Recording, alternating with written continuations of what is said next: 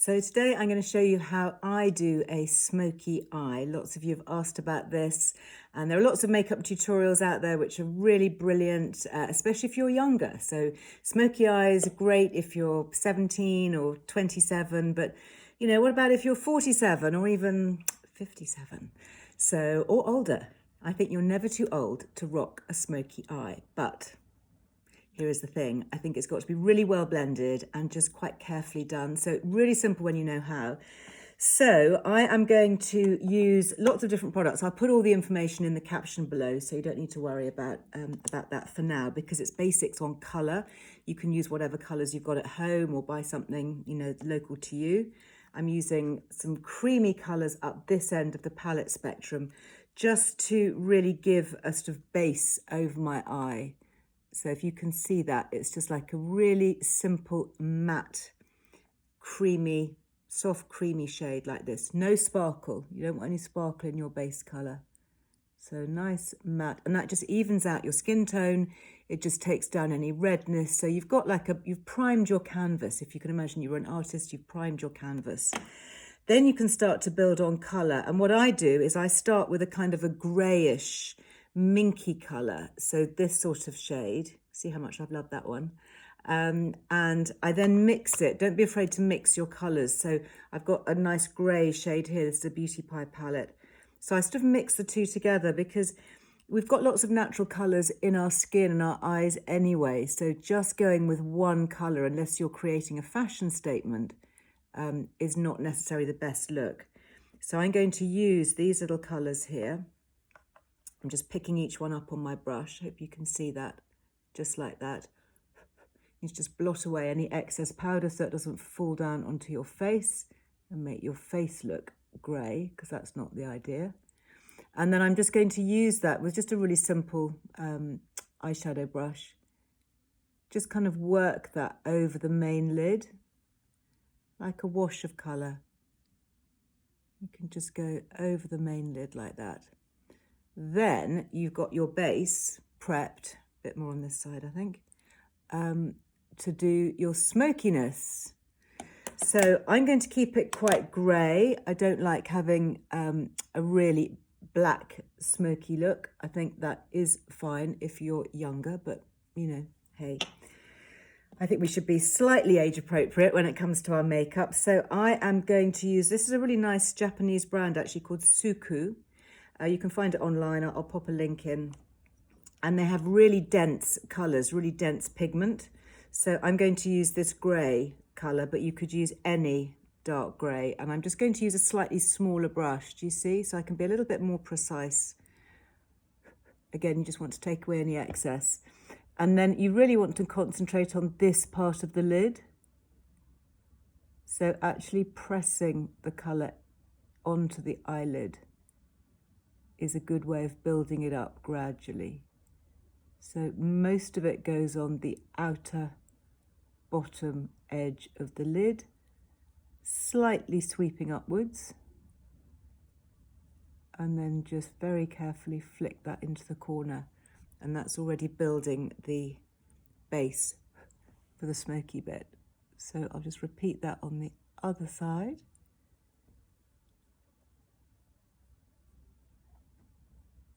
I always love watching makeup tutorials. I find them quite mesmerising myself to watch, because you always wonder what the finished version is going to look like. And again, just keep it slightly flicked out at the edge like that. So I've got my base, and then you can decide how much you want to build on that. Whether you want to go for a really dramatic evening-y look, in which case you might take a darker colour, like one of these darker ones up here. Or you could even mix, a bit of a blacky shadow with a little bit of brown. Mix the two together, makes it softer. And just emphasise this section. So it's really this little part of the eyelid that you're working on. That's what builds up the smokiness in that area. And then if you want to, you can go under the lid with a little bit that's left on your brush Don't need to add any more, that's enough. What's left on your brush is enough. And I find that the shadows are much softer than pencils underneath the eye. Crayons and pencils can just be that little bit too harsh. Now I can see already that I've dribbled a little bit of shadow down here, which I don't want. So if that happens, take a blusher brush, pinch the ends together, so this is quite firm, and you can use that just to flick away anything that has fallen on your cheek. You just want to flick that away. There we go. So I do like crayons, though, for different things. So I'm going to use 2 different crayons. Again, you don't have to. I'm just trying to kind of cram a lot into one tutorial here. I'm going to use a pencil, really sharp, soft black eyeliner pencil. This is a Beauty Pie one. And I'm going to use this for the top of my lid and just flick that close to the lash line and down into the inner socket here. This is a freshly sharpened pencil, which is always good to use because it keeps the end clean. And then you can just flick it a little bit at the end. And you can go back and build up if you want to. You know, start slow with quite a fine line and then go back and build up more as you choose. Now, I do then also use a softer crayon to go just inside the lash line. This is a Charlotte Tilbury one. It's called Rock and Coal. It's called Bedroom Black. And it goes, for me, again, I've sharpened it, just freshly sharpened, so it's really clean. And obviously all eye pencils are ophthalmologically tested, which means they're safe to use around the eye. And I'm just using that really carefully, just where the lashes meet the eye, and just doing a little teeny flick at the end. So really from sort of the midpoint of the eyelid out. And then if you want to, you can just smudge that a wee bit here. Just smudge it a wee bit at the end. If you want to get a more dramatic look, you can go to the inner section. So you can just highlight this little bit here. Yeah? Just a little that bit there. I don't normally do that, but there we go. Give a bit more of a dramatic look. If you want something a bit more kind of rock chick, you can just take it along the top bits of your lashes here. That's also quite useful if you don't wear mascara under your eyes. I tend not to wear mascara on my lower lashes. I find that it can sometimes creep and smudge. So I usually only ever do my top lashes. And then talking about lashes, I've got 2 mascaras to show you.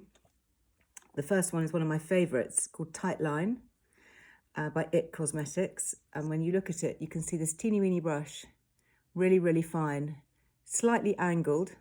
I've slightly angled mine even more actually.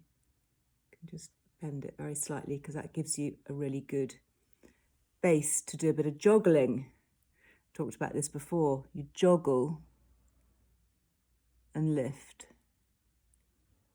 Joggle into your lower part of the lashes. So you're almost creating a coloured line actually on your upper eyelid. Joggle and lift. And what's really nice about this fine brush is that it does seem to separate lashes really well and gives you a little bit of a base coat. I think they call it the 3-in-1 mascara because you've got the kind of eyeliner bit that I'm doing by joggling into the eyelid. It acts as a base for any extra mascara that you want to put on top. And then, of course, it is its own mascara kind of separating and helping to condition the lashes.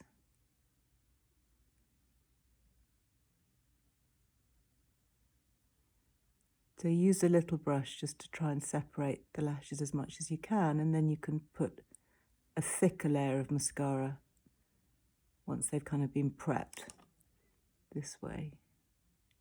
If you've got any unruly lashes like I have, you can make them behave just with the end. There, so that's given me a bit of a base, but I don't think it's dramatic enough. So I'm going to use my favourite, which is the Clinique. I've used this before. It's the High Impact Curling Mascara. It's got the curve there. So I'm going to use that curve to further lift my lashes.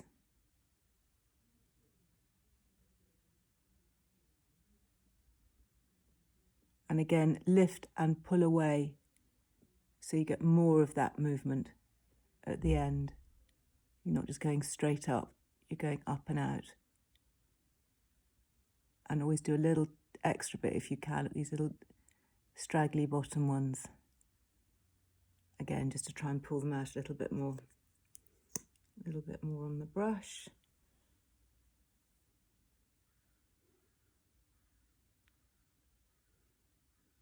That's why it's quite useful to have a base coat on at the beginning, because, whoops, if you do get any clumping, it tends not to stay on because you've already separated and defined your lashes with the base coat first. And of course, if that's enough for you, if you just want a simple look, you don't need to use this extra.